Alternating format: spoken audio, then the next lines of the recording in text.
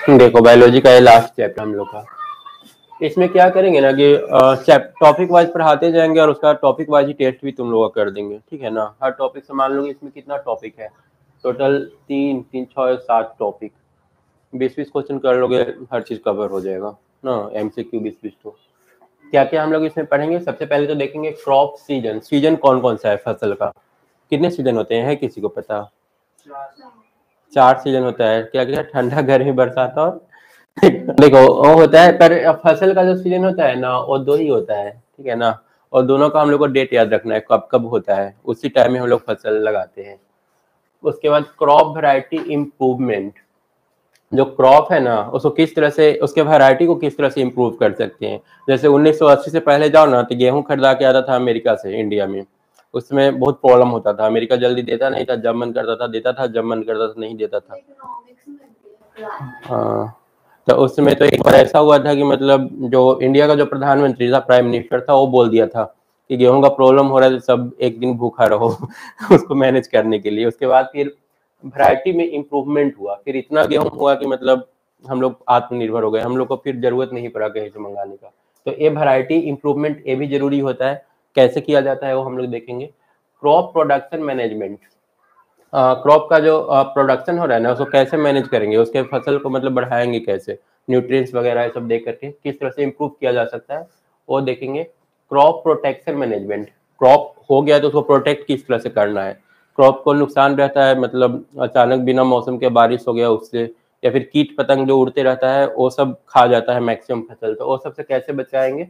या फिर क्रॉप मान लो कि घर में आ गया तो आने के बाद भी उसमें डर रहता है खराब होने का, तो उसका भंडारण वगैरह कैसे करना है वो सारा देखेंगे। उसके बाद डिजीज कंट्रोल। फसल में कौन कौन सा डिजीज होता है उसको कैसे कंट्रोल करेंगे वो इसमें हम लोग पढ़ेंगे। उसके बाद स्टोरेज ऑफ ग्रेन। ग्रेन को रखना कैसे है घर में, घर में आ गया तो आने के बाद रखना कैसे। पूरा एक गांव वाला चैप्टर है, ठीक है ना। जो गांव में रह रहा है ना उन लोगों को पढ़ने की जरूरत नहीं है, ऐसे उन लोगों को सब पता रहता है क्या क्या करना है। उसके बाद फिर फाइनली लास्ट में एनिमल हस्बेंड्री, ठीक है। एनिमल के बारे में पढ़ेंगे, किस एनिमल से क्या प्रॉफिट है, ये सारा कुछ, ठीक है। तो एक एक करके देखते हैं। पहले सीजन देखते हैं कि इसका सीजन कौन कौन सा होता है। तुम लोग सुने हो ना, खरीफ और रबी सुने हो। इसका यही 2 सीजन होता है, रबी और खरीफ। इससे पहले एक तो इम्पॉर्टेंट टॉपिक दिया हुआ है कि फूड हम लोग को जरूरी है, हमारे लिए चाहिए क्यों, फूड क्यों जरूरी है। तो all living organism require food for their existence. Exist करने के लिए फूड की जरूरत पड़ता है। फूड कैसे हम लोग को हेल्प करता है। Food provide energy. हम लोग काम करते हैं, काम करने के लिए एनर्जी चाहिए, और हम लोग को फूड से मिलता है। फॉर देयर ग्रोथ, ग्रोथ के लिए, डेवलपमेंट के लिए, और बॉडी रिपेयर के लिए। 3 चीज के लिए हम लोग कार्बोहाइड्रेट, प्रोटीन, ये सब हम लोग को चाहिए होता है, और वो सारा फूड से ही मिलता है। अब चलो सबसे पहले फसल का सीजन देखते हैं कौन कौन सा होता है। तो इसमें सबसे पहला है खरीफ सीजन। खरीफ सीजन में बहुत ज्यादा इंपॉर्टेंट है, याद रखना है। इसका टाइम कब से कब तक होता है। This crops are grown during the rainy season. ये बरसात के टाइम में लगाया जाएगा। जैसे धान का जो खेती होता है ना उसमें बहुत ज्यादा पानी का जरूरत पड़ता है, तो इस टाइम में ही लगाया जाएगा। ये कब स्टार्ट होता है, जून। जून से पानी पड़ना शुरू हो जाता है ना। जून से पानी पड़ना शुरू होगा, जून में ये सब लगा दिया जाएगा, और अक्टूबर में बरसात का टाइम खत्म, उस समय काट लिया जाता है फसल को। मतलब इस समय अभी अक्टूबर नवंबर चल रहा है ना, मतलब दुर्गा पूजा के समय मान करके चलो, दशहरा के टाइम ये फसल काट लिया जाता है। तो जून से याद रखना, जून से बरसात शुरू होता है। जून से गर्मी का छुट्टी भी शायद शुरू होता है, जून में ही ना। तो उस समय से फसल लोग लगा लेते हैं। जुलाई में, जून में ही होता होगा। जुलाई में तो बरसात हो जाता है बहुत ज्यादा। हाँ, 15 जून के आसपास ऐसे ही कुछ होता है। हालांकि फिर भी ये जो जून है ना, जून बरसात का मौसम माना जाता है। अब थोड़ा सा मौसम ये हो गया है, चेंज हो गया है, लेकिन माना यह जाता है कि गर्मी जो है ना जून से पहले तक ही रहता है। मई तक लास्ट गर्मी हो गया, जून से थोड़ा थोड़ा बारिश होना शुरू हो जाना चाहिए। लेकिन अभी के टाइम में जून में बहुत भयानक गर्मी रहता है। तो 15 जून से तुम लोग का छुट्टी लगभग स्टार्ट होता है, 13 या 15 से, और 10 तक करीब रहता है, जुलाई तक। तो उसमें धान का जो फसल है ना वो लगा दिया जाता है, और दुर्गा पूजा के टाइम एक पक कर तैयार हो जाता है, उसमें काट लिया जाता है। इसमें क्या क्या आएगा, राइस आएगा और सोयाबीन आएगा, ठीक है। ये नाम याद रखना है, सोयाबीन और राइस। और ये जून से लेकर के अक्टूबर तक। उसके बाद रबी सीजन आता है। रबी सीजन में जिसमें कम बारिश को, कम पानी का जरूरत होता है। एक समय बहुत ज्यादा पानी का जरूरत पड़ता है, हमेशा इसमें पानी रहना चाहिए तभी ये ग्रो करता है। और ए है कि उतना पानी का जरूरत नहीं है। ए स्टार्ट कब होगा? नवंबर में स्टार्ट होगा। This crop are grown during the winter season होगा, विंटर सीजन। कब, किस मंथ में? नवंबर में। तो अक्टूबर में फसल कट जाएगा, उसके बाद नवंबर में ये सब लगा दिया जाता है। और ये रहता है नवंबर से लेकर अप्रैल तक। इस टाइम में मैक्सिमम क्या क्या होता है? मैक्सिमम दाल वाला जो फसल होता है ना, उसका दाल का फसल नवंबर में जनरली लगाया जाता है। या फिर गेहूं का फसल जो हो गया ना, ये सबको उतना बरसात का जरूरत नहीं है, उतना पानी का जरूरत नहीं है। तो गेहूं, दाल, ये सारा याद रखना, ये हम लोग का नवंबर से अप्रैल तक चलेगा। एक क्रॉप रोटेशन एक प्रोसेस होता है। इसमें होता क्या है ना कि मतलब बारी बारी से एक बार हम लोग दाल लगा दिए, उसके बाद फिर चावल लगाए, फिर दाल लगाए, फिर चावल। तो एक क्रॉप का रोटेशन हो रहा है। एक बार खाली हम चावल लगा के छोड़ देंगे ना, चावल लगाए फिर अगला बार चावल लगा दिए, तो उससे क्या होगा ना कि मिट्टी में जो, जैसे चावल को जो चीज चाहिए ना न्यूट्रिएंट्स मिट्टी से, वो सारा तो पहले बार में वो ले लिया है ना, और फिर से तुम वही लगा दिए तो उसको न्यूट्रिएंट्स नहीं मिलेगा। और ये जो दाल वाला जो फसल है ना, अगर बीच में लगा दिया ना, तो दाल वाला में ऐसे बहुत सारे बैक्टीरिया होते हैं ना जो न्यूट्रिएंट्स देता है मतलब मिट्टी को। तो एक बार फिर से बीच में मतलब चावल के बाद दाल लगाएंगे तो दाल न्यूट्रिएंट्स को दे देगा, और उसके बाद फिर चावल लगाएंगे, तो ऐसे में फसल ज्यादा अच्छा होता है। इसलिए क्रॉप रोटेशन किया जाता है, मतलब एक ही मिट्टी पर बारी बारी से एक बार दाल वाला फसल और एक बार चावल। It can be defined as the practice of growing different crops on a piece of a land in a pre-planned succession। बारी बारी से मतलब एक ही जगह पर क्या क्या लगाया जाता है, तुम्हारा एक बार दाल वाला फसल और एक बार चावल वगैरह, ये सब इस तरह से क्रॉप रोटेशन यही कहलाता है। तीनों क्लियर हो गया? उसके बाद क्रॉप वेराइटी इम्प्रूवमेंट। क्रॉप के वेराइटी को किस तरह से इम्प्रूव किया जाए? क्रॉप वेराइटी इम्प्रूवमेंट क्यों जरूरी होता है? ये इसलिए कि मतलब हम एक फसल लगा रहे हैं ना, अगर मान लो कि एक तो हम गेहूं का फसल, एक तो बीज हम लोग डाले हैं, तो एक तो बड़ा होकर के अधिक से अधिक मतलब अनाज दे हम लोग को, ये होता है crop variety management. This step it depends on A crop variety that can be give a good yield. ठीक है, क्रॉप वेराइटी पर डिपेंड करता है, क्रॉप वेराइटी पर डिपेंड करता है। और हम लोग चाहते हैं ना कि हम लोग कम से कम मतलब ये करके मतलब कम से कम फसल मतलब बीज लगा करके और अधिक से अधिक प्रोडक्ट हम लोग ले, ये हम लोग का ये रहता है। A common way of getting a new variety having all desired change is hybridization. इसको क्या बोलते हैं? हाइब्रिडाइजेशन बोलते हैं, कहा जाता है। ठीक है, इसमें दो डिफरेंट टाइप का फसल लिया जाता है और उसको एक दूसरे के साथ हाइब्रिडाइज करा करके और नया तरह के फसल जनरेट किया जाता है।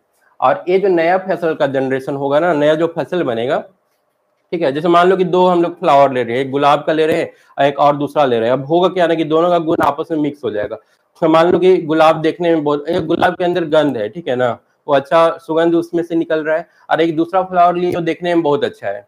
दोनों को मिक्स करा दिए, तो मिक्स करा दिए तब हम लोग को ऐसा मिलेगा जो देखने में भी बहुत अच्छा हो और गंध भी अच्छा दे रहा हो। तो उसी टाइप का हम लोग फसल चाहते हैं। सब सबका सबके साथ नहीं होता है, एक्सपेरिमेंट करके देखना पड़ता है कि मतलब सक्सेस हो रहा है कि नहीं हो रहा है। तो वो लोग मतलब इंजीनियर लोग होते हैं जो भी इस फील्ड के होते हैं ना, वो लोग अपना ट्राई करते रहते हैं फसल वाले। क्या हम लोग का उम्मीद रहता है, मतलब किस उम्मीद से हम लोग करते हैं? हम लोग के पास तीन तरह का उम्मीद रहता है। हम लोग चाहते हैं कि ये तीन हम लोग को मिले। क्रॉप फॉर हाई यील्ड, मतलब अच्छा फसल के लिए शुड हैव फॉलोइंग कैरेक्टर, ये तीन चीज हम लोग को मिलना चाहिए। पहला, resistance for biotic and abiotic factor. Biotic और ए बायोटिक फैक्टर मतलब जो है ना, उसके प्रति रेजिस्टेंस, उससे जल्दी वो खराब ना हो। ठीक है। दूसरा है रेजिस्टेंस टू डिजीज और पेस्ट, जो बीमारी फसल के अंदर आ रहा है, हम नहीं चाहते को बीमारी हो। तो इस तरह से हाइब्रिडाइजेशन करवाया जाता है ना कि कोई ऐसा फसल हम लोग को मिल जाए जिसमें वो जल्दी की बीमारी उसमें ना लगे।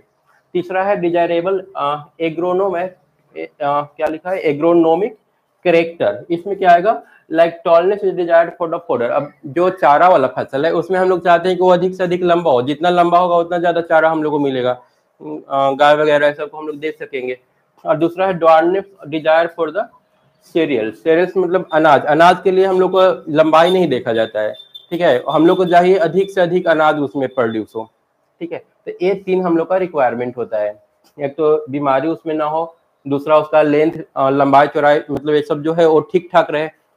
ठीक है, और एक होता है कि बायोटिक का ए बायोटिक जो फैक्टर है ना, उसके प्रति उसको रेजिस्टेंस हो, मतलब वो जल्दी उसका इसका इफेक्ट जल्दी उस फसल पर ना पड़े। तो इस उम्मीद से हम लोग हाइब्रिडाइजेशन कराते हैं। तो इसमें क्वेश्चन पूछ सकता है कि हाइब्रिडाइजेशन क्यों जरूरी है, तो हम लोग ये तीन आंसर दे देंगे कि ये तीन कारणों से हाइब्रिडाइजेशन जरूरी होता है। उसके बाद क्रॉप प्रोडक्शन मैनेजमेंट। अब क्रॉप प्रोडक्शन को कैसे हम लोग मैनेज करें, हम लोग कैसे उसके मतलब जो फसल हम लोग को मिल रहा है उसके क्वालिटी को कैसे इंप्रूव करें और अधिक से अधिक मतलब प्रोडक्ट हम लोग कैसे गेन करें, उसके लिए क्या क्या करना होगा। Crop production management include practice which help in lowering of soil erosion. पहला तो हम लोग चाहेंगे कि सॉइल में जो इरोजन हो रहा है, इरोजन मतलब कि मान लो कि कहीं नदी में बाढ़ आ गया, तेज हवा वो उड़ करके या बह करके चला जाता है कहीं दूसरा जगह, तो वो जो मिट्टी है ना अब उतना ज्यादा उपजाऊ नहीं होता है, उतना अच्छा फसल उसमें नहीं होगा। तो हम लोग पहला तो चाहेंगे कि उसका जो इरोजन हो रहा है सॉइल का वो ना हो।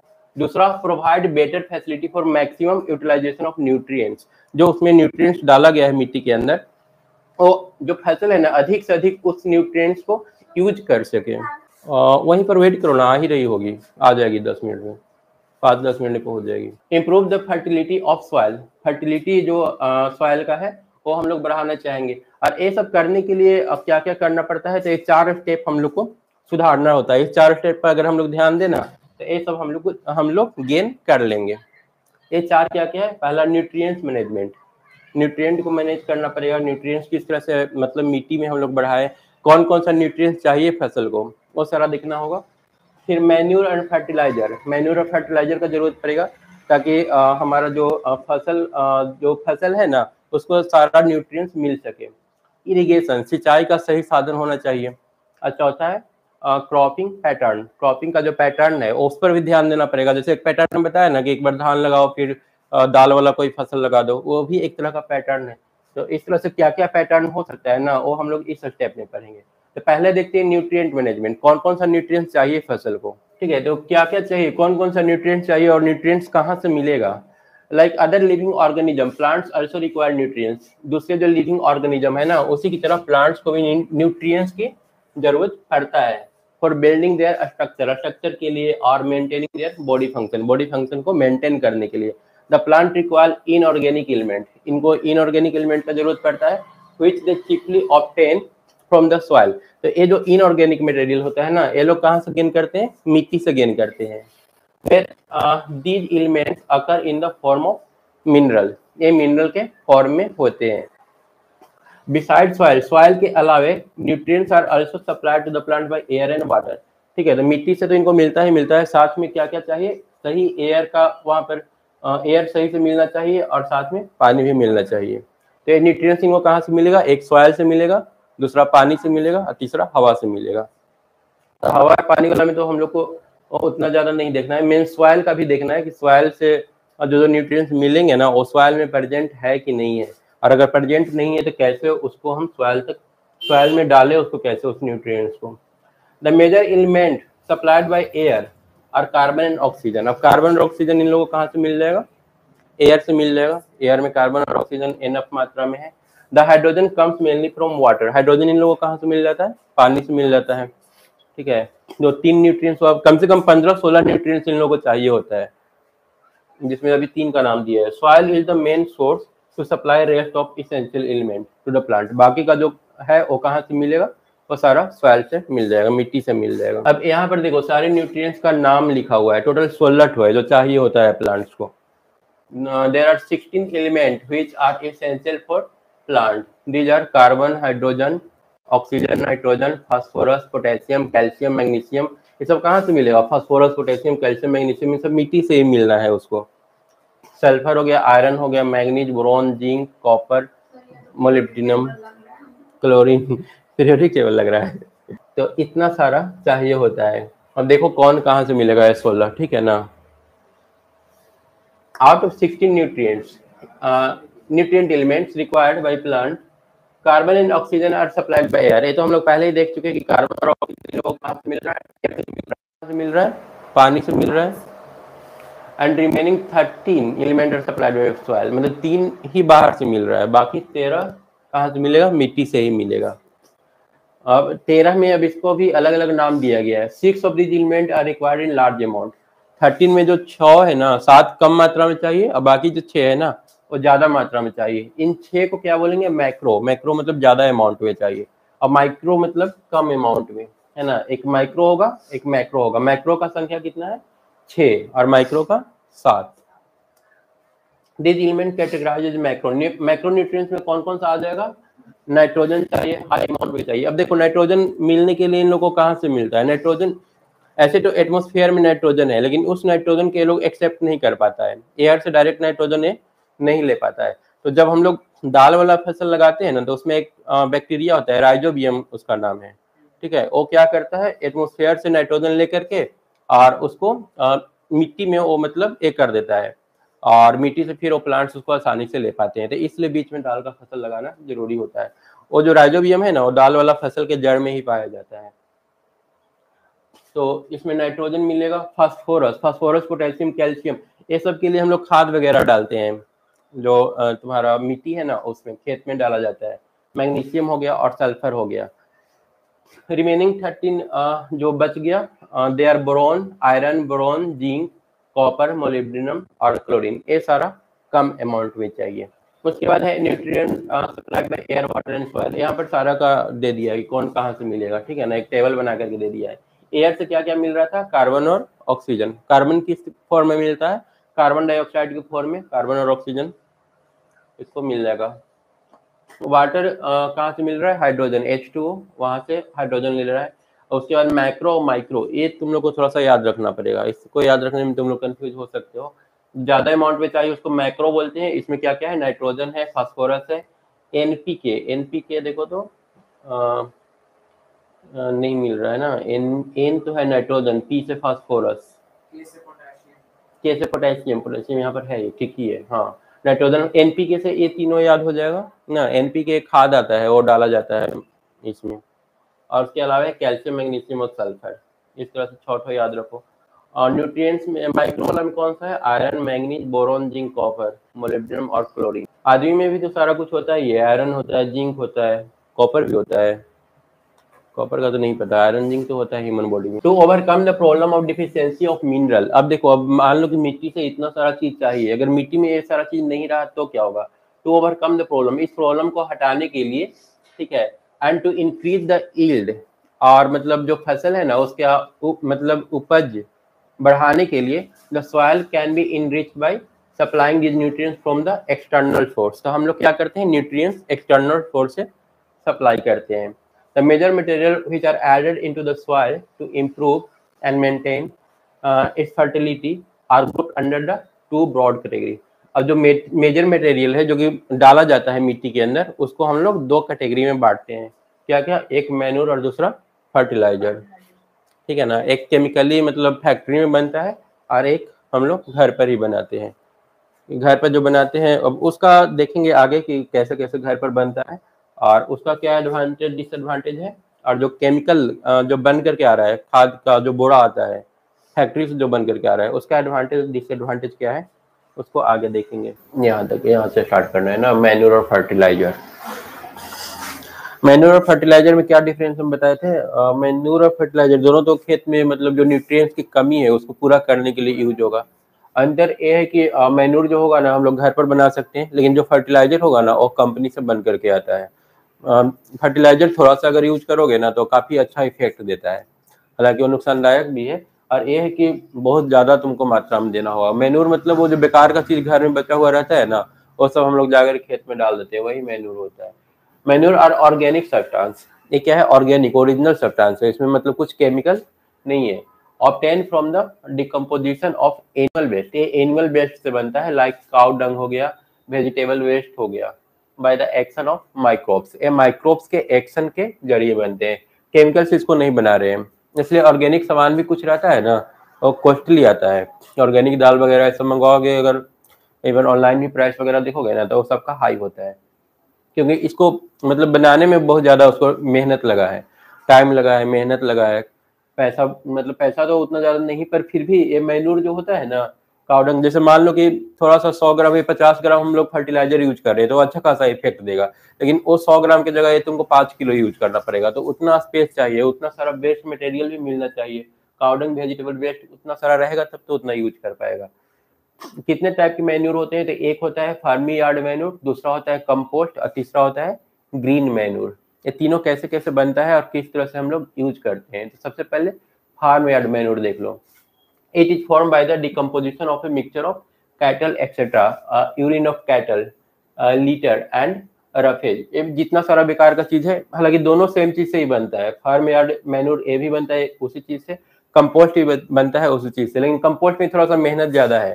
ठीक है, ये जो होता है ना कि ऑक्सीजन की उपस्थिति में होता है, इसको डायरेक्ट मतलब काउडंग वगैरह, रफेज वगैरह जो है बेकार का मटेरियल जितना है, डायरेक्ट जाकर खेत में उसको डाल दो, कुछ दिन में वो सार गल करके और वो खाद बन जाएगा, फिर वो यूज हो जाएगा।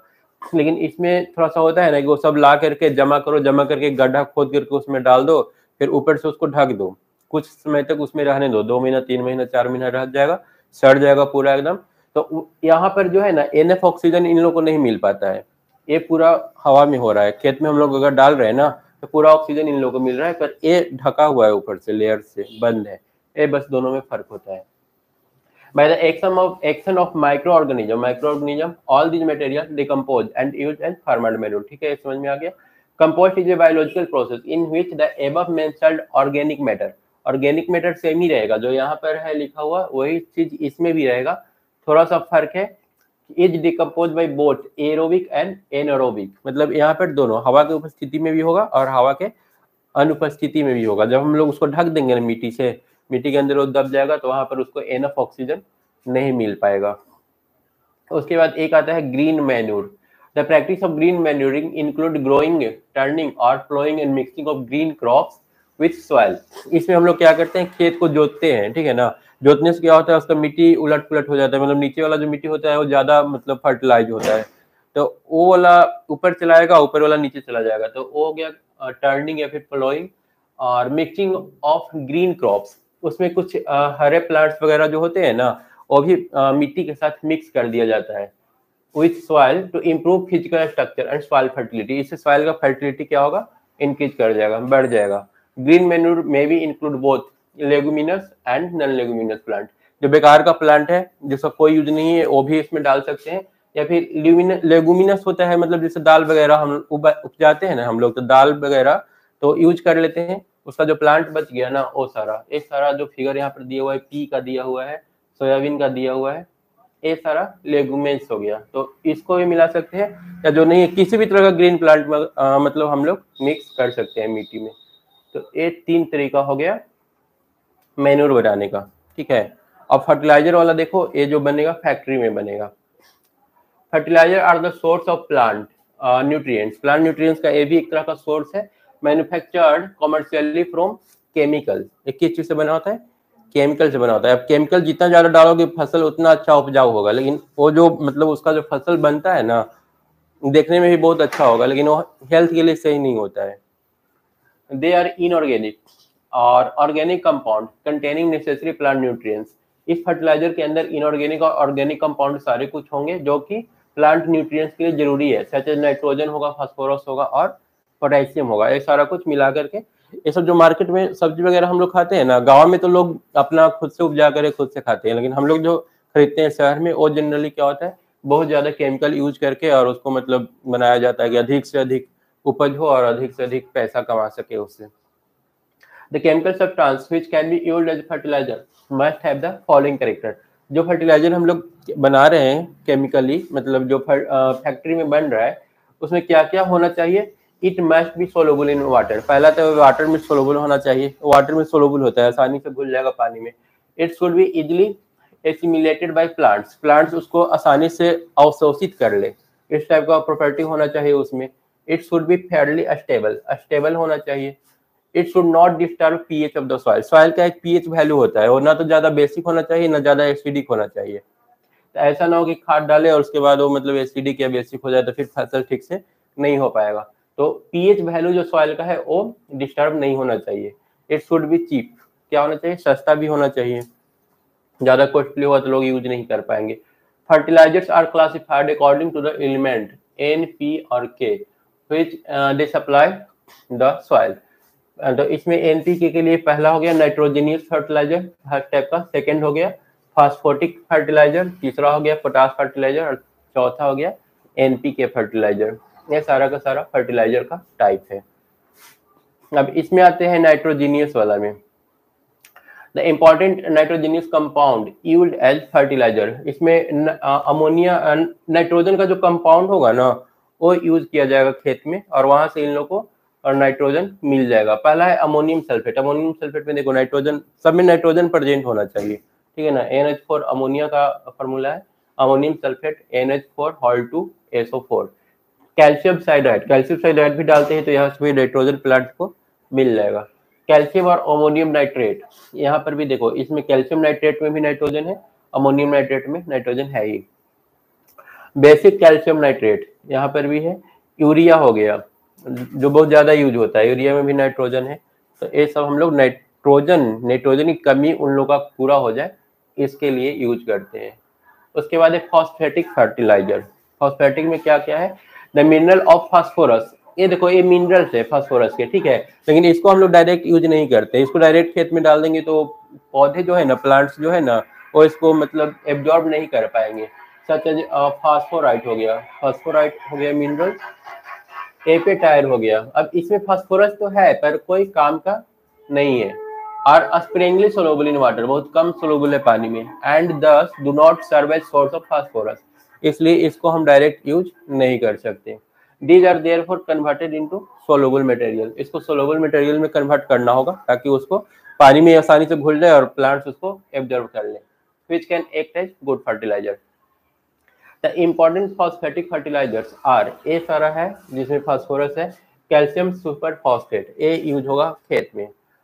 उसके बाद है नाइट्रोफॉस्फेट, ट्रिपल फॉस्फेट, ए यूज होगा। नाइट्रोफॉस्फेट है और साथ में ट्रिपल फॉस्फेट है, दोनों अलग अलग होगा। उसके बाद है फॉस्फेटिक स्लैग, फॉस्फेटिक स्लैग भी हम लोग यूज करते हैं। तो ये 3-4 केमिकल हो गया जो फास्फोरस की कमी को पूरा करने के लिए यूज होता है। उसके बाद है पोटास फर्टिलाइजर। इसमें क्या क्या है, पोटेशियम नाइट्रेट हो गया, ठीक है, पोटेशियम की कमी को पूरा करने के लिए। पोटेशियम क्लोराइड हो गया और पोटेशियम सल्फेट, ये सारा यूज होता है पोटास फर्टिलाइजर, पोटेशियम की कमी को पूरा करने के लिए। उसके बाद NPK fertilizer, fertilizer containing nitrogen phosphorus and potassium in suitable adjusted proportion are known as NPK। इसमें क्या होगा, नाइट्रोजन फास्फोरस और पोटेशियम तीनों रहेगा और तीनों का सही मात्रा जितना मतलब चाहिए मिट्टी को उस मात्रा में ही इसमें मिक्स रहता है।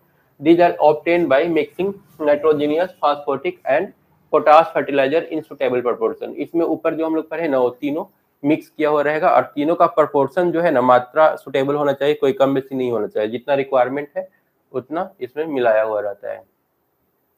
उसके बाद प्लांट के लिए जो जरूरी है वो है इरिगेशन, सिंचाई। सिंचाई करने का कौन कौन सा साधन है, irrigation the process of providing water to the soil for the purpose of supplying moisture essential for plant growth. Plant growth के लिए जो पानी की आवश्यकता है उसकी कमी को पूरा करने के लिए जो हम लोग वाटर यूज करते हैं उसको क्या बोलते हैं, इरिगेशन बोलते हैं। जो हम लोग पानी डालते हैं खेत में उसको इरिगेशन बोलते हैं। अब इरिगेशन कैसे कैसे किया जा सकता है, उसमें पहले तो कुआं से हम लोग पानी डाल सकते हैं। अब कुआं भी 2 टाइप का होता है, एक डगवेल है, यहाँ पर डगवेल है, ये वाला कुआं है, और दूसरा है ट्यूबवेल। ट्यूबवेल वाला वो जो मतलब पंप यूज करके, मोटर पंप यूज करके और वहां से हम लोग पानी निकालते हैं। तो ये काफी नीचे वही पानी है ना, तो वहां से हम लोग खींच सकते हैं। और इसमें एक लिमिट होता है, ज्यादा नीचे रहेगा तो प्रॉब्लम आएगा। In dug well water is collected from water bearing strata. इसमें जो पानी का जो स्तर है ना वहां से इसमें पानी निकाला जाता है, ठीक है ना। वाटर का मतलब एक लेयर होता है, जिस लेयर में पानी प्रेजेंट है उस लेयर तक खोदना होगा मिट्टी को और वहां से हम लोग पानी निकाल सकते हैं। तो वाटर बेयरिंग स्ट्रेटा मतलब वो स्तर जहाँ पर पानी प्रेजेंट होता है वहां से हम लोग डायरेक्ट निकाल सकते हैं। लेकिन ट्यूबवेल जो है ना अंदर में भी, बहुत अंदर में भी है ना पानी, तो वहां से भी ये इजिली निकाल देगा। From this wells water is lifted by pump for irrigation. यहाँ पर पंप का यूज किया जाता है सिंचाई के लिए। कुआं हो गया, दूसरा नहर हो गया, canal. This is usually an elaborated and extensive irrigation system. तो एक काफी मतलब अच्छा सिस्टम है सिंचाई के लिए। In this system canal receive water from one और मोर रिजर्वर और फ्रॉम रिवर। इसमें कैनाल में जो पानी आता है वो कहाँ से आता है, किसी न किसी नदी से आता है, ठीक है। This main canal is divided into branch. फिर आगे चल करके उसमें एक मेन नहर होता है और मेन नहर के बाद फिर छोटा छोटा पंप लगा खोला जाता है, छोटा छोटा नली टाइप का, उसको हम लोग क्या बोलेंगे, ब्रांच कैनाल बोलेंगे। Having a further distribution to irrigate field. वो जो ब्रांच कैनाल होगा ना वो हर खेत में हर जगह पर पहुंचा दिया जाता है। हाँ मछली आता ही है, नहीं ये यहाँ पर ये नहर जा रहा है ना, अब छोटा छोटा यहाँ से जैसे मान लो कि इस खेत को ले जाना है, तो यहाँ से एक छोटा सा मतलब छेद करके इसमें हॉल करके पंप से और पानी निकाल लिया जाता है। उसको बंद करने वाला इधर से रहता है। हाँ, डस्ट सब तो जाएगा, तो डस्ट तो ठीक ही है, डस्ट तो चाहिए, वो तो ऑर्गेनिक खाद की तरह काम करेगा वो। गंदा ही पानी रहता है, साफ पानी नहीं रहता है, तो बहुत गंदा रहता है। हाँ, मछली घुस ही जाता है। खेत में मछली घुस जाता है, अगर मछली इसमें रहा ना तो चला जाता है। तो इसमें क्या होगा ना कि अंदर से एक हॉल करके पाइप निकाल के इधर कर दिया जाएगा, और उस पाइप से फिर छोटा छोटा मतलब नाला टाइप का बना हुआ रहता है, वो हर खेत तक जाता है। जितना खेत है ना, गांव में जितना खेत है, हर खेत कनेक्टेड होता है। वो छोटा सा नहर या उसको क्या बोलते हैं, छोटा सा नाली टाइप का बना होता है, उससे सब कनेक्टेड होता है। जब उसको सींचना रहता है ना, तो यहाँ पर से पैक ये बंद किया हुआ रहेगा, इसको उठा कर खोल देगा और पानी जाने लगेगा। जब सिंचाई हो जाएगा तो इसको फिर वो डाउन कर देगा ऐसे। उसके बाद एक रिवर लिफ्ट सिस्टम है। इसमें क्या होता है, अगर मान लो कि नहर का सही मतलब व्यवस्था नहीं है, तो लोग क्या करते हैं, पंप का यूज करके डायरेक्ट जहाँ पर पानी, जहाँ पर नदी है ना, नदी से डायरेक्ट पानी को उठा लेते हैं और पाइप के सहारे अपना खेत तक पहुंचा देते हैं। इसमें पाइप लगा होता है और पाइप के जरिए वो फिर खेत तक पहुंचता है। In area where canal flow is insufficient, जहाँ पर नहर है नहीं, ठीक है, या फिर इरेगुलर रहता है due to inadequate reservoir release, the lift system is more essential. वहाँ पर लिफ्ट सिस्टम यूज करते हैं हम लोग, जहाँ नहर में सही से ढंग से टाइम टू टाइम पानी नहीं आ रहा है या फिर नहर का व्यवस्था नहीं है। वहाँ पर water is directly drawn from the river, यहाँ पर नदी से डायरेक्ट पानी खींचा जाता है for supplementing irrigation in area close to river. जो नदी के किनारे में जो भी मतलब है खेत वगैरह है, वहाँ पर डायरेक्ट हम लोग पंप से खींच लेंगे इसको और वहाँ पर पानी पहुँचा देंगे। उसके बाद टैंक है। टैंक क्या होता है, टैंक होता है कि जैसे पानी पड़ रहा है ना, तो पानी पड़ने वाला बहुत सारा एक ठो कोई मतलब लोअर पोर्शन है ना, सब जगह से बह करके एक तरफ जाता है। मान लो कि पूरा घर है, लाइन से 10 को घर है, 10 घर का पानी उसके छत पर से आएगा नली में, नली से जाएगा मेन नली में, और वो मेन नली वाला पानी जाकर के एक जगह पर कहीं पर जमा हो जाएगा, ठीक है, तो उसी को टैंक बोलेंगे। यहाँ पर देखो, इधर पूरा एरिया में बारिश हो रहा है और सब आकर के यहाँ पर जमा हो रहा है, तो फिर वो पानी अगर मान लो कि जरूरत पड़ा तो हम लोग यूज कर सकते हैं सिंचाई के लिए। These are a small storage, छोटा सा स्टोरेज होता है या रिजर्वर होता है, which intercept and store the runoff of a smaller catchment area। ठीक है, छोटा सा एक कैचमेंट एरिया है जो थोड़ा सा उठा हुआ है, पानी यहाँ पर जमा गिरेगा, गिरने के बाद एक जगह पर जाकर के जमा हो जाएगा। कैचमेंट एरिया क्या है, catchment area is an area of land that collect water after rainfall. Rainfall के बाद एक पानी को क्या करता है, कलेक्ट करता है, और कलेक्ट करके एक जगह पर पहुंचा देता है जहां से सिंचाई के लिए इसको यूज कर लिया जाता है। तो 4 तरीका देख लीजिए जो सिंचाई के लिए यूज होता है। उसके बाद क्रॉपिंग पैटर्न, अच्छा फसल के लिए क्रॉपिंग पैटर्न भी होना जरूरी है, किसके साथ किसको लगाएं। क्रॉपिंग पैटर्न में सबसे पहले आता है मिक्स क्रॉपिंग। मिक्स क्रॉपिंग में क्या होगा, 2 फसल को एक साथ लगाया जाएगा। इससे बेनिफिट है कि मान लो कि एक फसल नहीं हुआ तो दूसरा फसल तो कम से कम रहेगा। The process of mixing seed of 2 और मोर डिफरेंट क्रॉप, 2 या 2 से ज्यादा क्रॉप को एक साथ मिक्स कर देते हैं, and then sowing them in the same field, एक ही खेत में दोनों को मिक्स करके और डाल देते हैं। तो इसमें क्या क्या मिक्स किया जाएगा, जैसे गेहूं के साथ मस्टर्ड, है ना, हर चीज को हर चीज के साथ नहीं मिक्स कर सकते हैं। अब गेहूं को तुम अगर धान के साथ मिक्स कर दोगे ना, तो धान को बहुत ज्यादा पानी चाहिए, गेहूं को पानी एकदम कम चाहिए। दोनों में से कोई एक होगा, अगर ज्यादा पानी दे दोगे तो व्हीट खराब हो जाएगा, कम पानी दोगे तो फिर वो धान वाला राइस खराब हो जाएगा। इसलिए अब यहाँ पर व्हीट और मस्टर्ड यूज किया है, क्योंकि व्हीट और मस्टर्ड दोनों का सीजन भी सेम होता है, ठीक है, रबी फसल है दोनों, और दोनों में कम पानी चाहिए, तो दोनों को एक साथ हम लोग यूज कर सकते हैं। मैज और उड़द आ गया, ठीक है, इन दोनों को भी कम पानी चाहिए। अरहर के साथ मूंग यूज किया जाता है, ग्राउंडनट के साथ सनफ्लावर यूज किया जाता है। तो इस टाइप का कुछ मिक्सिंग पैटर्न है। सनफ्लावर ऑयल तेल होता है ना, रिफाइंड तेल जो होता है कोकोनट का होता है, सनफ्लावर का होता है, सोयाबीन का होता है, 3 तरह का होता है ना। ऑलिव ऑयल किस चीज का होता है वो तो पता नहीं, वो तो बहुत कॉस्टली होता है। इसका ज्यादा यूज होता है सनफ्लावर, सोयाबीन से तो थोड़ा कॉस्टली ही आता है, ज्यादा सोयाबीन वाला ही यूज होता है। सरसों तो खाने के लिए ना, नॉर्मली खाने के लिए, लेकिन कुछ में समोसा बनाना है या कुछ और भी उस टाइप का, तो उसमें तो वो वाला ही यूज होता है, रिफाइन वाला। रिफाइन वही तो रिफाइन तिल तुम्हारा सोयाबीन का होगा या फिर फ्लावर का होगा। सोया सनफ्लावर का बनता है वो। ज़्यादा सोया वाला लोग यूज करते हैं, लेकिन सनफ्लावर थोड़ा सा कॉस्टली होता है उससे। क्या सरसों से नहीं, सरसों से दोनों सस्ता होता है। नहीं, मस्टर्ड ऑयल कॉस्टली होता है, रिफाइन सस्ता होता है उससे।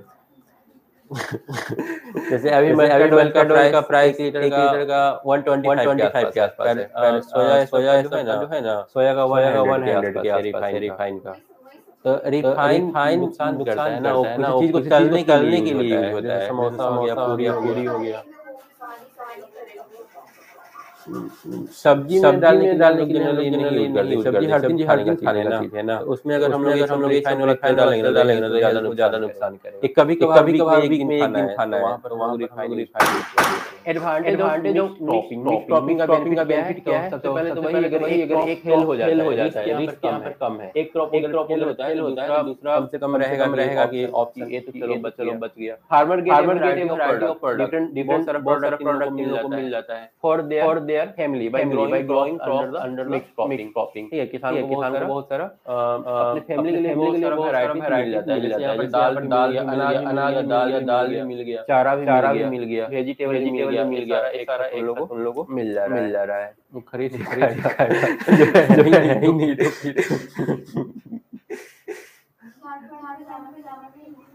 नहीं, ज़्यादा नहीं। बिहार यूपी, वो गंगा नदी के किनारे जो भी है ना स्टेट, वहाँ पर पॉपुलेशन भी बहुत ज़्यादा है। बिहारी का पॉपुलेशन इंडिया में सबसे ज़्यादा मिलेगा, क्योंकि वो जो जगह है फर्टाइल है। वहाँ पर पहले जब आदमी आया तो उन लोग को ये नहीं पता है कि अंदर से लोहा या सोना निकालना है। तो बाद में पता चला। स्टार्टिंग में जो लोग हैं नदी किनारे ही रहना शुरू किए। तो जहाँ नदी है, गंगा नदी जहाँ गुजरा है ना, सवाल से फर्टिलाइजर बहुत सारा पॉपुलेशन मिलेगा। बिहार पॉपुलेशन भरा हुआ है, और अभी के टाइम में सबसे ज़्यादा गरीब वही हो गया है। बिहार मतलब पुअर हो गया है। इंटर क्रॉपिंग में क्या होता है? Inter cropping is a special type in which two or more crops are grown simultaneously in the following a same field, a distinct row pattern। इसमें क्या होगा? एक रो पैटर्न। उसमें था कि जैसे में बीज है उसको जैसे में तैसे डाल दो। पैटर्न बनाना पड़ेगा कि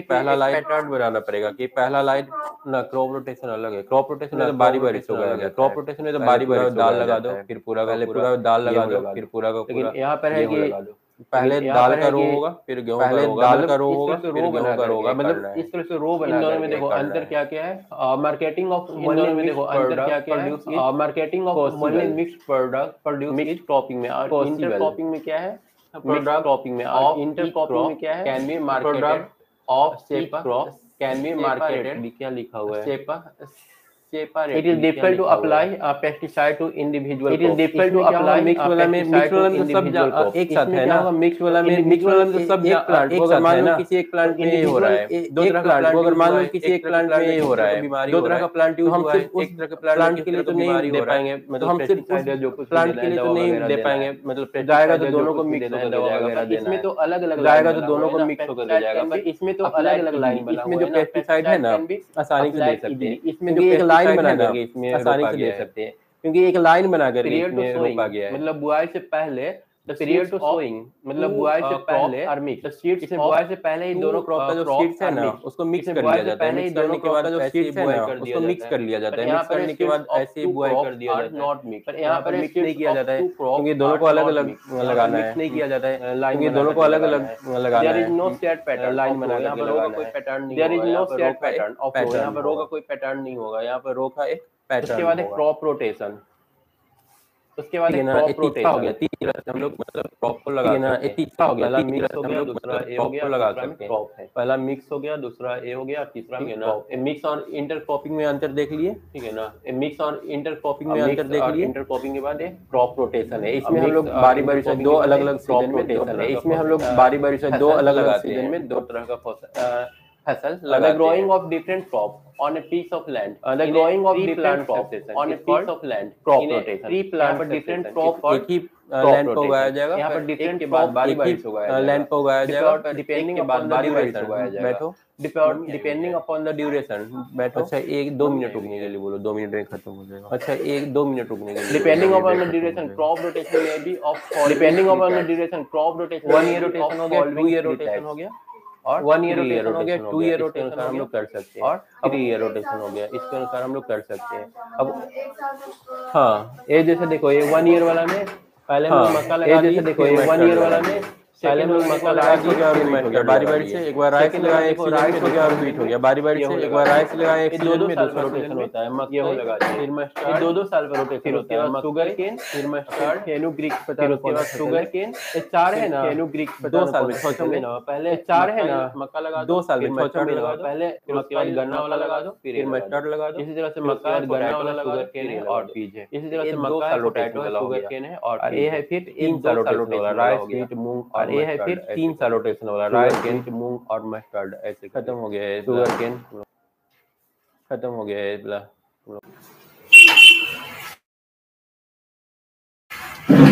देखो selection of crop of rotation, मतलब अगर क्रॉप को रोटेट करना है, हम लोग को लगाना है, मतलब ये पता करना है किस फसल के बाद कौन सा फसल लगेगा, तो उसके लिए थोड़ा सा नॉलेज होना चाहिए। मतलब कोई भी ऐसे ही नहीं लगा सकते हैं, कोई भी फसल जब मन किया तब नहीं लगाएंगे, उसके लिए एक कुछ तरीका होता है, सिस्टमेटिक ढंग से करते हैं। सोर्स ऑफ मॉइस्चर, सबसे पहले उसमें क्या देखना पड़ेगा, मॉइस्चर रेन के थ्रू, मतलब कितना उसको पानी की जरूरत है ना, उस कितना पानी एब्जॉर्ब कर सकता है। Status of nutrients in the soil, soil में जो न्यूट्रिएंट्स है उसका कंडीशन क्या है, कौन सा न्यूट्रिएंट्स कितना मात्रा में है ना। अगर मान लो कि न्यूट्रिएंट्स कम है तो हम लोग दाल वाला फसल लगा देंगे, दाल वाला फसल लगाने से उसमें न्यूट्रिएंट्स आ जाएगा, उसके बाद फिर हम चावल वाला लगा देंगे। तो इस तरह से करना होगा, ऐसा नहीं कि चावल लगाया, चावल के बाद फिर अगला वैसा ही फसल लगा दी, मतलब जो न्यूट्रिएंट्स चावल को चाहिए था वही फसल फिर से लगा देंगे। तो फर्स्ट टाइम जब चावल लगाए तो न्यूट्रिएंट्स तो ऑलरेडी खत्म हो चुका है, दूसरा बार फिर से वही लगा देंगे तो फिर वो काम का कुछ रहेगा नहीं। अवेलेबिलिटी ऑफ इनपुट, हमारे पास क्या क्या फर्टिलाइजर अवेलेबल है वो भी देखना पड़ेगा, है ना। फर्टिलाइजर कौन कौन सा हमारे पास अवेलेबल है उसको देख करके हम लोग सिलेक्ट करेंगे प्लांट्स को। ड्यूरेशन ऑफ क्रॉप शॉर्ट और लॉन्ग, और ड्यूरेशन देख लेंगे क्रॉप का, कि क्रॉप का जो ड्यूरेशन है तैयार होने में कितना समय लगेगा, कम समय में हो जाएगा या फिर ज़्यादा समय लगेगा। Marketing and processing facility, marketing का जो फैसिलिटी क्या क्या अवेलेबल है उस प्लांट्स के लिए, उसको देख करके, मतलब ये सारा चीज़ देख करके हम लोग प्लांट को लगाएंगे, ठीक है। तो यहाँ पर क्वेश्चन क्या पूछेगा, क्वेश्चन ये पूछ सकता है कि जब तुम लोग रोटेशन के लिए क्रॉप यूज कर रहे हो तो क्रॉप यूज करते समय, ठीक है, क्या क्या चीज ध्यान में रखोगे। तो हम लोग आंसर यही लिखेंगे, ध्यान में हम लोग ये रखेंगे कि उसको कितना मॉइस्चर चाहिए, अवेलेबल है उस मौसम में उतना मॉइस्चर की नहीं है। दूसरा न्यूट्रिएंट्स का, सॉइल में न्यूट्रिएंट्स कौन कौन सा अवेलेबल है कौन कौन सा नहीं है, उस स्थिति में प्लांट्स मतलब रह पाएगा कि नहीं रह पाएगा, जो न्यूट्रिएंट्स अवेलेबल है अभी सॉइल में, ठीक है ना, उस न्यूट्रिएंट्स को मतलब एब्जॉर्ब करके वो सर्वाइव कर पाएगा कि नहीं कर पाएगा वो देखेंगे। अवेलेबिलिटी ऑफ इनपुट, फर्टिलाइजर वगैरह कौन कौन सा हमारे पास अवेलेबल है, फर्टिलाइजर उस प्लांट्स को चाहिए, उस क्रॉप को चाहिए कि नहीं चाहिए। ड्यूरेशन देख लेंगे कितना समय लगेगा, और दूसरा मार्केटिंग प्रोसेस देख लेंगे। तो ये सारा देख करके हम लोग प्लांट सेलेक्ट करेंगे। Advantage of crop rotation, crop rotation का एडवांटेज क्या है, तो सबसे पहले crop rotation help in replacement of soil fertility, मतलब एक बार जब हम लोग कोई प्लांट यूज करते हैं ना, तो वो प्लांट यूज करने के बाद वो सॉइल जो होता है ना, सारा जो न्यूट्रिएंट्स होता है मिट्टी का वो एब्जॉर्ब कर लेता है। तो जब हम लोग दूसरा प्लांट लगाते हैं, जैसे कि मान लो दलहन वाला फसल लगा दिए, तो वहां से उसको क्या मिल जाएगा, फिर से सारा न्यूट्रिएंट्स मिल जाएगा। उसमें जो राइजोबियम होता है, जो नाइट्रोजन को मतलब एब्जॉर्ब कर लेता है एटमॉस्फेयर से और सॉइल में डाल देता है, वो क्या करेगा, नाइट्रोजन को मतलब फिर से उसमें मिट्टी में ले आएगा। It prevent depletion of selective nutrients, कोई खास तरह के न्यूट्रिएंट्स अगर बहुत ज्यादा कम हो गया है ना, तो उसको ये क्या करेगा, भरपाई कर देगा उसका। It prevents building up of disease and paste of particular crop, ठीक है, इसमें बहुत सारा का बीमारी जो होता है ना, उसको भी होने से क्रॉप रोटेशन क्या करता है, रोकता है। और साथ में particular paste of particular crop, एक मान लो कि एक क्रॉप है, जैसे हम लोग धान का फसल कर रहे हैं, अब धान के फसल के साथ अगर मान लो कि कोई पर्टिकुलर टाइप का कोई क्रॉप यूज मतलब बार बार आ जाता है, जैसे मान लो गेहूं हम लोग यूज कर रहे हैं, और गेहूं के साथ बथुआ तो होता है ना, वो क्रॉप होता है जो गेहूं के साथ उगता है, तो बार बार गेहूं यूज करते रहेंगे तो बथुआ को फैलने में हेल्प मिलेगा। हम लोग क्रॉप को बदल देंगे, चेंज कर देंगे तो वो नहीं उतना तेजी से फैल पाएगा। It prevent building of disease and pest हो गया। It enhances the production by increasing the soil fertility. Soil का फर्टिलिटी बढ़ेगा तो उससे क्या होगा, प्रोडक्ट जो है वो ज्यादा मिलेगा। तो ये 4 हम लोग एडवांटेज यहाँ पर देख रहे हैं। ठीक है, पहला क्या है, रिप्लेसमेंट ऑफ सॉइल फर्टिलिटी। ऊपर वाला और नीचे वाला तो लगभग सेम ही है। ऊपर वाला में लिख रहा है कि फर्टिलिटी जो है ना वो बढ़ा देगा, help in replacement of soil fertility, soil का जो फर्टिलिटी है ना वो बढ़ाएगा। और लास्ट वाला बोल रहा है कि प्रोडक्शन को बढ़ा देगा। तो फर्टिलिटी बढ़ेगा तो प्रोडक्शन तो अपने आप ही बढ़ जाएगा। तो दोनों लगभग एक ही चीज लिखा हुआ है। It prevent depletion of selective nutrient, एक खास तरह का न्यूट्रिएंट्स है उसको खत्म होने से बचाएगा। और साथ में जो खास तरह का एक डिजीज है जो फैल रहा है, मान लो कि गेहूं का वो डिजीज है, उसके बाद फिर से गेहूं लगाएंगे तो वो डिजीज तो रह जाएगा कंटिन्यू। अब गेहूं को चेंज करके दूसरा चीज अगर वहां पर डाल देते हैं तो डिजीज भी उसी के साथ खत्म हो जाएगा। तो ये सारा बेनिफिट है। नेक्स्ट है ऑर्गेनिक फार्मिंग। ऑर्गेनिक फार्मिंग क्या है, manure are neutral fertilizers. Manure क्या है, एक तरह का न्यूट्रल फर्टिलाइजर्स है। They are bulky source of organic matter, इसमें बहुत सारे ऑर्गेनिक मैटर होते हैं। ऑर्गेनिक मैटर मतलब बेकार का, मतलब डस्ट वगैरह जो होता है ना, प्लांट से निकला गोबर वगैरह, ये सारा यूज करके बनता है, वही मैन्यूर होता है ना, खाद जिसको बोलते हैं। फर्टिलाइजर तो हो गया जो केमिकल होता है। तो यहाँ पर ऑर्गेनिक फार्मिंग मैन्यूर के बारे में बताया जा रहा है कि they are bulky source of organic matter, इसमें बहुत सारे ऑर्गेनिक मैटर होते हैं which supply nutrients in a small quantity. ये जो है ना न्यूट्रिएंट्स स्मॉल क्वांटिटी में सप्लाई करता है, but organic matter in large quantity. Manure include farm yard manure, compost, green manure और वर्मी पोस्ट ईटीसी। मैन्यूर जो होता है ना, मैन्यूर के अंदर क्या क्या आ जाएगा, फार्मी यार्ड मैन्यूर आएगा, कंपोस्ट आएगा और ग्रीन मैन्यूर आएगा और वर्मी कंपोस्ट आएगा। ठीक है, ये मैन्यूर का टाइप हो गया। ठीक है, ये बोल रहा है कि ये सब किसके बारे में बोल रहा है, सारा का सारा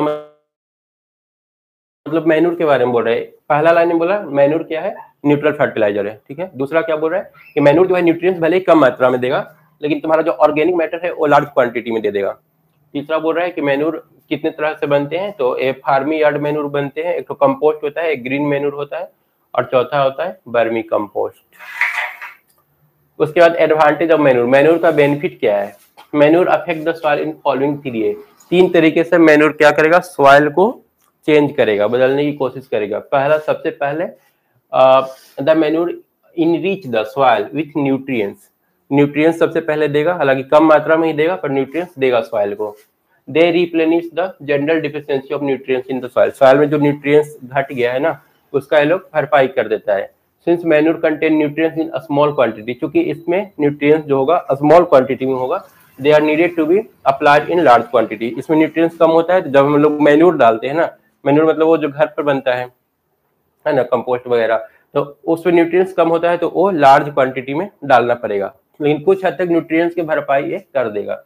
दूसरा क्या है, the manure add organic matter, जिसको ह्यूमस बोलते हैं, है ना, ह्यूमस ही तो हम लोग डालते हैं खेत में, टू द सॉइल। ह्यूमस में क्या होता है, जितना धूल कण मतलब घर में से जो साफ सफाई करते हैं कुछ निकलता है, मतलब खासकर वो गांव वाला एरिया में, ठीक है ना, गांव एरिया वाला एरिया जब वो लोग साफ करते हैं ना तो वो ज्यादातर, जैसे मान लो क्या निकलेगा, वो लोग अगर घर को साफ करते हैं तो उनके घर से निकलेगा पत्ता होता है, या फिर मान लो कि मवेशी है उनके घर में, चारा उरा उनको दिया जाता है तो वो सब गिर उड़ जाता है, यही सब निकलता है। तो वो सब डाल करके एक जगह मतलब फेंक देते हैं वो लोग, वहीं ऊपर वो सड़ता रहता है, सड़ते सड़ते वो फिर वो ऑर्गेनिक मैटर बन जाता है।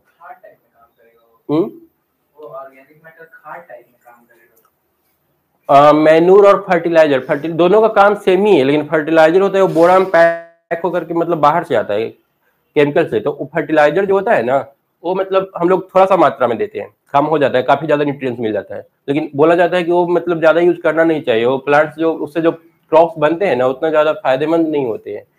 और ऑर्गेनिक जो खाद घर पर बना रहे हो ना, कंपोस्ट वगैरह बहुत तरीके से बनता है। एक तो मान लो कि एक जगह जमा करके रख दो, ऑक्सीजन की उपस्थिति में कुछ दिन में वो बन जाएगा। और एक और हम लोग पढ़े थे कि गड्ढा में डाल दिया जाता है, डालने के बाद कचरा जितना सारा कुछ है, गाय का गोबर हो गया, तुम्हारा कुट्टी वगैरह, जो मवेशी लोग का चारा हो गया, वो सारा, मिट्टी नहीं डालेंगे हम। जो होता क्या है देखो, उसमें क्या क्या है, काउ डंग हो गया सारा, है ना, गोबर वगैरह, इसके अलावा मवेशी जो प्लांट्स है ना, प्लांट्स कुटी वगैरह जो आता है उन लोगों का खाना के लिए, मवेशी खाना के लिए जो कुछ आता है वो सारा बचा उचा रहता है, गिरा हुआ रहता है, सब लोग जमा करके एक जगह और उसको डाल देते हैं। मतलब खासकर उसमें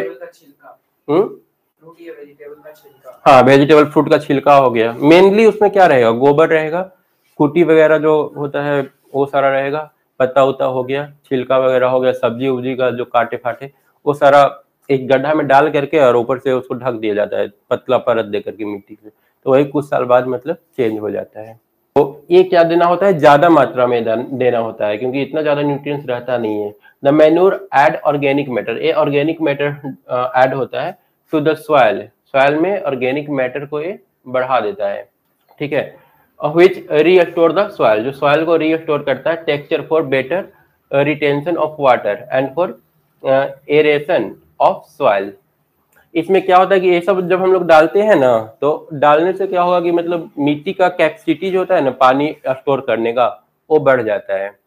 for example organic matter present in the manure increases the water holding capacity in Sandy soil, Sandy soil है तो उसमें भी पानी को होल्ड करने का जो कैपेसिटी है ना उसको बढ़ा देगा। एंड ड्रेनेज इन क्लेली सॉइल, ठीक है। और क्लेली सॉइल मतलब क्लेली सॉइल और सैंडी सॉइल, सैंडी सॉइल में क्या करेगा, सैंडी सॉइल एंड ड्रेनेज इन, मतलब सैंडी सॉइल में वो क्या करेगा, वाटर होल्डिंग कैपेसिटी बढ़ा देगा, और क्लेली सॉइल है तो वहां पर ड्रेनेज में हेल्प करेगा, मतलब मिट्टी को एक जगह से दूसरा जगह पास होने में, पानी को एक जगह से दूसरा जगह पास होने में हेल्प करेगा। उसके बाद 3 नंबर एडवांटेज क्या है, the organic matter of manure provide food for the soil organism, soil के अंदर जो बैक्टीरिया वगैरह है ना, बैक्टीरिया फंगी ये सारा जो है उन लोग के लिए ये खाना प्रोवाइड करता है। Which help in making nutrients available to plants, और बदला में वो लोग क्या देते हैं, प्लांट्स को न्यूट्रिएंट्स अवेलेबल करा देते हैं। मतलब ये जो मरने वाला होता है बैक्टीरिया फंगी, अगर हम लोग नहीं डालेंगे मैन्यूर तो ये लोग मर जाएंगे, मैन्यूर डाल देते हैं तो इन लोगों को इनफ भोजन मिल जाता है, और भोजन मिल जाता है तो ये लोग अपना काम करते हैं, मिट्टी का जो शक्ति है पावर बढ़ा देते हैं। ये सारा मैन्यूर दिखाया गया है उस टाइप का, मिट्टी में ही कन्वर्ट हो जाता है, बहुत साल तक, बहुत टाइम तक उसको रख करके छोड़ दोगे ना 5-6 महीना, तो इस टाइप से वो कन्वर्ट हो जाता है। चौथा क्या बेनिफिट है, कन्वर्जन कौन करता है मतलब, तो उसके अंदर जो तुम्हारा ऑर्गेनिज्म जो छोटा मोटा है ना वो सारा वो लोग उसको खा जाते हैं, खा करके और मिट्टी में कन्वर्ट कर देते हैं।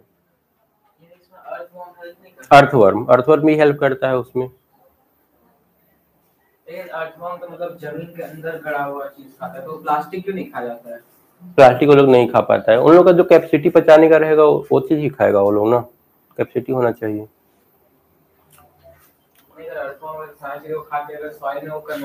सारा चीज वो नहीं खाता है, जो चीज वो लोग ऑर्गेनिक वेस्ट को तो खाता है ना, हाँ, और सब्जी का छिलका वगैरह ये सब खा जाएगा, पता है उसको, ठीक है वो खा सकता है, लेकिन सब चीज नहीं खा सकता है। डेड बॉडी भी खा जाता होगा। हाँ, डेड बॉडी को लोग कन्वर्ट नहीं कर देता है मिट्टी में, डेड बॉडी जो गाय वगैरह गांव में मरता उठता है वो लोग क्या करता है, उसको फेंक देता है कहीं जगह ले जा करके, धीरे धीरे वो मिट्टी में कन्वर्ट हो जाता है, तो वहाँ पर मिट्टी वो फर्टाइल हो जाता है। हाँ, वो मिट्टी फर्टाइल हो जाएगा। एक जगह उन लोग का गड्ढा स्पेस रहता है वहां पर फेंक देता है, फिर जब मान लो कि गड्ढा वो भरता है ना, नहर उहर वगैरह वो सब में ही डाल देता है, तो पानी बह करके हर जगह पर जाता है, तो मिट्टी में जाकर के वो मिल जाता है। Thus organ is manure help to improve the physical property of soil, soil के physical property को बढ़ा रहा है, reduce soil erosion, soil का जो erosion है वो भी खत्म कर दे रहा है, increase the moisture holding capacity, moisture holding capacity को बढ़ा रहा है, और and above all disadvantage they are low cost nutrient carrier, इसके अलावा इसका cost भी क्या होता है, मतलब they are low cost nutrient carrier, मतलब थोड़ा बहुत न्यूट्रिएंट्स भी प्रोवाइड कर देता है, मतलब ये सब तो कर ही रहा है, इसके अलावा थोड़ा बहुत न्यूट्रिएंट्स भी प्रोवाइड कर रहा है, ठीक है ना। तो ये 3-4 मेन पॉइंट हो गया, एक प्लस ऊपर वाला का ये समरी लिखा हुआ है 4 वाला में, ठीक है। क्या क्या काम हो गया मैन्यूर का, थोड़ा बहुत न्यूट्रिएंट्स का, न्यूट्रिएंट्स देना प्लांट्स को, और इसके अलावा मिट्टी के जो गुणवत्ता है ना उसको बढ़ा देना, गुणवत्ता बढ़ाना, जैसे कि पानी होल्ड करने की कैपेसिटी बढ़ा दिया, मॉइस्चर उसके अंदर आ गया, उसमें बहुत सारे ऐसे जर्म्स होते हैं, मिट्टी में बहुत सारे ऐसे जर्म्स होते हैं जो मतलब मिट्टी के शक्ति को बढ़ाते हैं, पावर को बढ़ाते हैं, न्यूट्रिएंट्स वगैरह ये सब मिट्टी को प्रोवाइड कराते हैं, तो वो सारा भी इसको खा करके जिंदा रह पाता है, ये सब इसका बेनिफिट हो गया। बैक्टीरिया फंगी ये सबको लाइफ मिल जाता है, उड़ रहा है ना जा करके टकरा जा रहा है बोर्ड से। उसके बाद है क्रॉप प्रोटेक्शन मैनेजमेंट। क्रॉप को कैसे बचाया जाएगा, वो तो ठीक है, क्रॉप लगाने के पहले क्या क्या करना है वो सब हो गया। अब क्रॉप को बचाया कैसे जाएगा। Field crops are affected by a large number of weed. इसको कौन कौन प्रभावित करते हैं क्रॉप को, तो सबसे पहले वीड हो गए। वीड मतलब हाँ जंगली पौधा, जो बेकार का प्लांट्स है जिसका जरूरत नहीं है साथ में उग आता है वो। इसके अलावा पेस्ट हो गए। पेस्ट कौन सा हो गया, जो मतलब आकर खा जाता है सारे फसल को। टिड्डा जैसे हो गया ना, उड़ते रहता है झुंड में, एक बार जिस खेत में उतरेगा ना पूरा खेत को साफ कर देगा। तो पूरा झुंड में वो लोग रहता है, 2 मिनट में पूरा मतलब फसल लेकर के उड़ जाएगा वहां से। डिजीज बीमारी होता है, बीमारी होने से भी फसल बर्बाद हो जाते हैं। Which cause damage to the crop and reduce their productivity. तो इन तीनों से हम लोगों को फसल को बचाना है, वीड से, पेस्ट से और डिजीज से। हाँ सॉइल से सारा न्यूट्रिएंट्स ले लेता है, हर चीज ले लेता है, लाइट सनलाइट ले लेता है, कंपटीशन हो जाता है उसके साथ, जो मेन प्लांट है उसके साथ। लाइट ले लेगा, पानी ले लेगा, न्यूट्रिएंट्स ले लेगा, हर चीज यूज करेगा वो, कमी हो जाता है। तो वही लोग उखाड़ना पड़ता है, उखाड़ना पड़ता है उसको, बहुत तरीका होता है। एक तो मतलब डायरेक्टली हाथ से भी लोग उखाड़ते हैं, गांव में तो अभी हाथ से ही लोग उखाड़ते हैं, नहीं तो उसके लिए पेड़ ये आता है, स्प्रे वगैरह आता है, वो दे करके भी उन लोगों को ये किया जाता है। अब देखो यहाँ पर कुछ तरीका दिया हुआ है। अब कुछ वीड्स का यहाँ पर नाम है, ठीक है ना। Weeds are unwanted plant which complete with main crop. Main crop के साथ उग आता है फॉर न्यूट्रिशन। कंपीट होगा मतलब कंपटीशन हो जाता है न्यूट्रिशन के लिए। Reduce the growth of crop, nutrition ले लेगा। यहाँ पर सिर्फ न्यूट्रिशन लिखा हुआ है, न्यूट्रिशन के अलावा क्या क्या ले सकता है, पानी ले लेगा, सनलाइट ले लेगा, इस तरह लेकर के इसके प्रोडक्टिविटी को घटा देगा। क्या क्या है, विल्ड सॉरगम, चौलाई और बथुआ, ये सब क्या है, ये प्लांट के साथ उगाता है, गेहूं के साथ बहुत ज्यादा उगता है। हालांकि इसका यूज कर सकते हो, जो करने वाले है, ये वाला साग बनता है इसका भी और इसका भी। हाँ ये दोनों मार्केट में मिलता है। ये वाला देखे हो तुम लोग, 2 टाइप का रहता है, ग्रीन एक तो रेड करके रहता है। रेड और ग्रीन दोनों कलर में आता है। अरे बथुआ है, इसका भी साग बनता है, इसका कोई यूज नहीं है। हाँ ये सारा अपने से खुद से हो जाएगा। ये चौलाई का कुछ यूज हम यहाँ पर दे दिए, सिलेबस में तो है नहीं, तुम लोग पढ़ोगे तो पढ़ लेना। चौलाई मतलब वही जो ग्रीन और रेड वाला पत्ता वाला साग होता है, वेस्ट ही है ना, ये वेस्ट मटेरियल मतलब वीड ही है एक तरह का, लेकिन इसका काफी ज्यादा बेनिफिट भी है अगर इसको, हाँ इस वीड को खाते हैं। अलग से खेती होता है ना। एक समान पत्तों वाली तथा दूसरी लाल पत्तों वाली होती है, इनमें से लाल वाली ज्यादा फायदेमंद है। काफी सारा इसका हेल्प है, जिसकी जड़, पत्तियां, दाने, फूल आदि का इस्तेमाल स्वास्थ्य समस्याओं को दूर करने के लिए किया जाता है। चौलाई में क्या क्या रहता है, कार्बोहाइड्रेट मिलेगा, प्रोटीन मिलेगा, कैल्शियम मिलेगा, विटामिन है, बहुत सारा विटामिन वगैरह ऐसा रहता है, आँख के लिए बेनिफिट है। वीड मतलब हम इसको नहीं उगाना चाहते हैं, हम किसी और चीज को उगाना चाहते हैं, पर ये उग जा रहा है। अब मान लो कि हम लोग साग की खेती कर रहे हैं और उसमें गेहूं उग जा रहा है, तो वो तो अनवांटेड हुआ ना, वो तो हम नहीं चाहते थे। हम जो चाहते थे वो आना चाहिए। जो अनवांटेड चीज जो भी आ रहा है ना, उसको हम लोग वीड ही बोलेंगे। केमिकल और यूज ऑफ वीडिसाइड। तो पहला तो मतलब तरीका था, पहला तरीका मैकेनिकल मेथड था, जिसमें खुरपी वगैरह यूज करके हम लोग उसको हटा लेते हैं, या फिर गाड़ी भी वैसा है तो गाड़ी चला करके जो मेन फसल है उसको बचा करके और बाकी सारा वहां से वीड्स जो है ना वो निकाल लेंगे। और दूसरा केमिकल यूज करके है ना, वीडिसाइड जिसको हम लोग बोलते हैं, ये सारे जो है ना वीडिसाइड्स, वो सिर्फ वीड्स को ही नुकसान पहुंचाएगा, फसल को नुकसान नहीं पहुंचाएगा। Weedicides are chemical that are spread on field to kill weeds. Weeds को मारने के लिए यूज होता है। Weeds are unwanted plant that grow between the row of crop. Crop के बीच में उगाता है। ये वीडिसाइड में क्या क्या है, नेप्थिलीन एसिटिक एसिड है, क्या है ग्लाइफोसेट HL और मेट्रिबुजिन WP। इसमें से कम 2 एग्जांपल तुम लोग याद करके रखना है, एट्राजिन और नेप्थिलीन एसिटिक एसिड लिखने के लिए 2 एग्जांपल लिखना होगा इसमें। उसके बाद तीसरा है बायोलॉजिकल मेथड। बायोलॉजिकल मेथड से भी हम लोग सकते हैं, कंट्रोल कर सकते हैं। इसमें क्या होगा, कोई ऐसा चीज यूज किया जाएगा ना, कोई ऐसा ऑर्गेनिज्म यूज किया जाएगा ना जो मतलब देखो प्रेडेटर्स जिसको हम लोग बोलते हैं, तो जो उसका नेचुरल दुश्मन है ना, जो प्रकृति में पाया जाता है, उस दुश्मन को वहां पर रख दिया जाता है। वो बायोलॉजिकल मेथड होता है कंप्रेस करने का, बचाने का। Biological control is the use of living organism to suppress pest suppress pest population making them less damaging than they would, मतलब इस तरह से यूज किया जाता है, लिविंग ऑर्गेनिज्म यूज किया जाता है जो क्या करता है,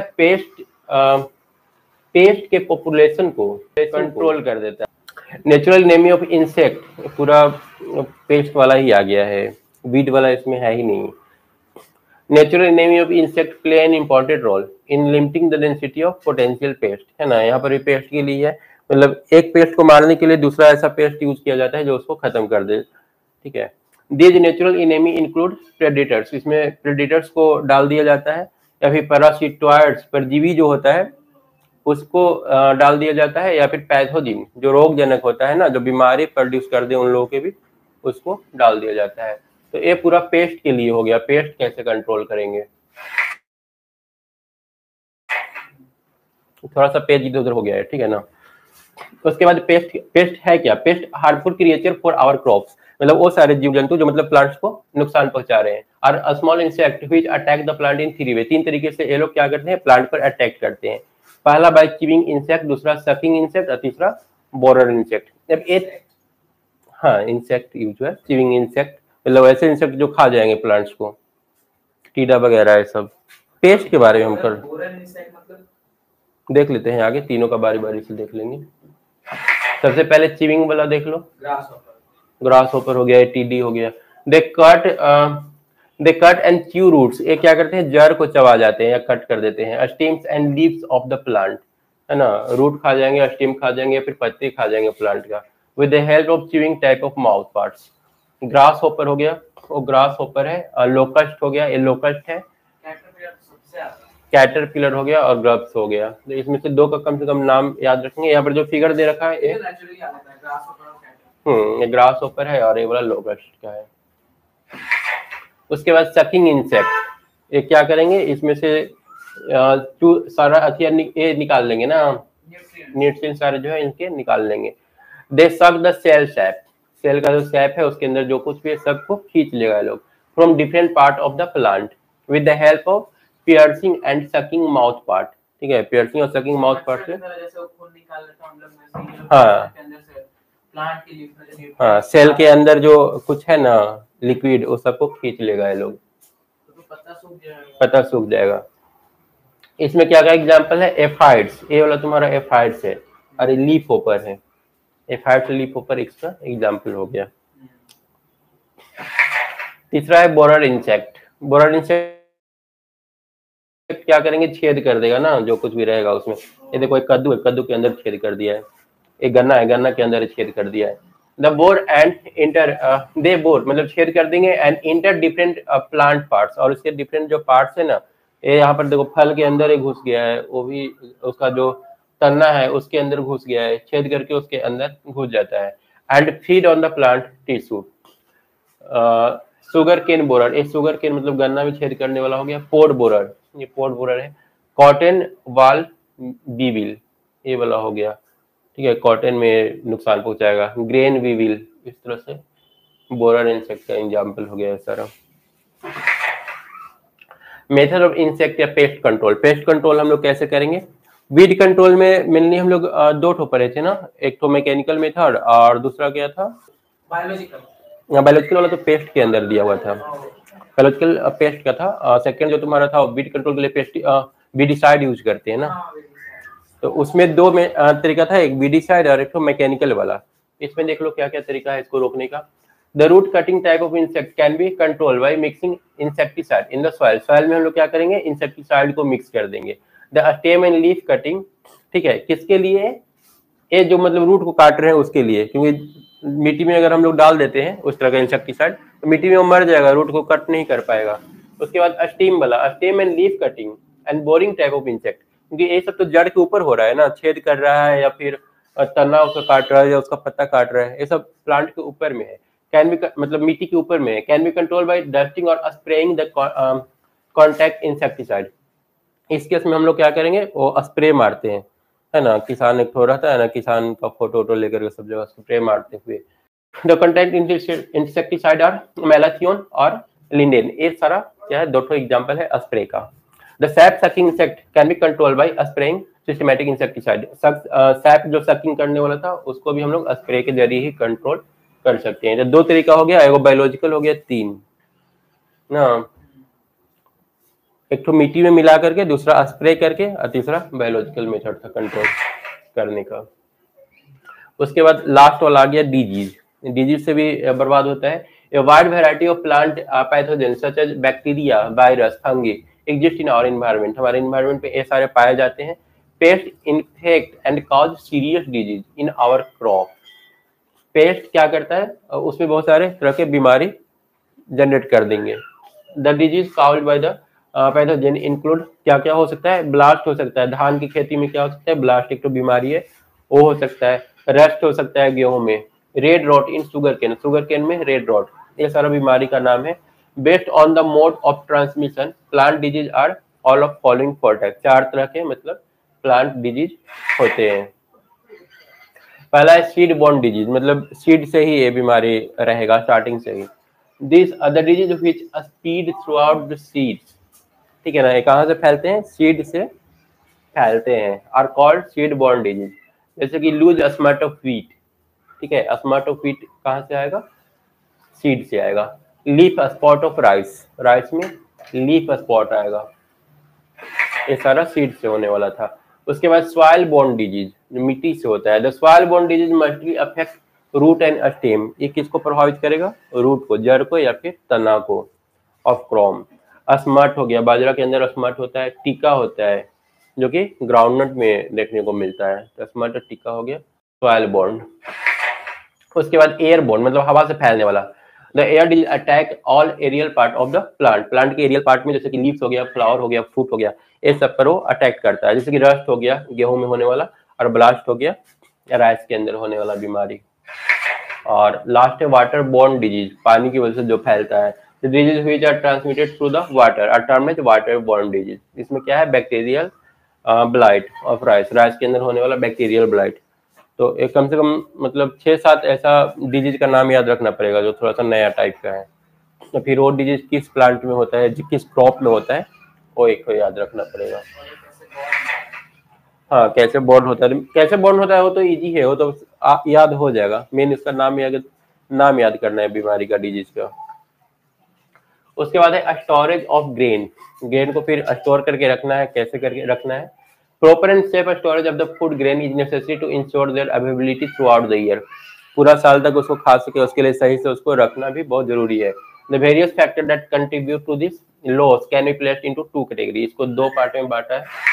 क्या क्या, पहला biotic factor such as insect या फिर रोडेंट, इंसेक्ट हो गया जैसे कि स्क्वायरल हो गया, रैट हो गया, बर्ड हो गया, है ना, बर्ड में ये सारा आ रहा है, स्पैरो, कोरो, पिगन, फंगी हो गया, माइट हो गया, बैक्टीरिया हो गया, ये सारा क्या है, बायोटिक फैक्टर हो गया, है ना। ये सारा वो फैक्टर है जो मतलब जिंदा है। तो बायोटिक भी हो मतलब अफेक्ट करेगा, प्रभावित करेगा। नॉन बायोटिक में क्या, नमी ज्यादा रहेगा तो खराब हो जाएगा, बायोटिक हो गया। उसी तरह से नॉन बायोटिक का कुछ याद रखेंगे। एबायोटिक फैक्टर में इसमें क्या है, मॉइस्चर कंटेंट एंड टेम्परेचर, ठीक है। एबायोटिक मतलब वही जो बायोटिक नहीं है। तो सच एज मॉइस्चर कंटेंट अगर ज्यादा कम बेसी तो फसल खराब हो जाएगा। Higher temperature of stored grain make them level to decay, अगर टेम्परेचर ज्यादा रहेगा तो उसमें बहुत ज्यादा खराब होने का डर रहता है। तो फ्रिज में हम लोग इसलिए रखते हैं ताकि टेम्परेचर कम रहे, खराब ना हो जल्दी। The various type of damage caused by the above factor, तो इसकी वजह से बहुत तरह का चीज प्रॉब्लम आ सकता है। पहला है infestation in insect degradation in quality, मतलब इंसेक्ट बढ़ सकता है ना, इंसेक्ट में वृद्धि हो सकता है अगर टेम्परेचर कम बेसी हो तो। डिग्रेडेशन इन क्वालिटी उसका खराब हो सकता है। वेट कम हो सकता है।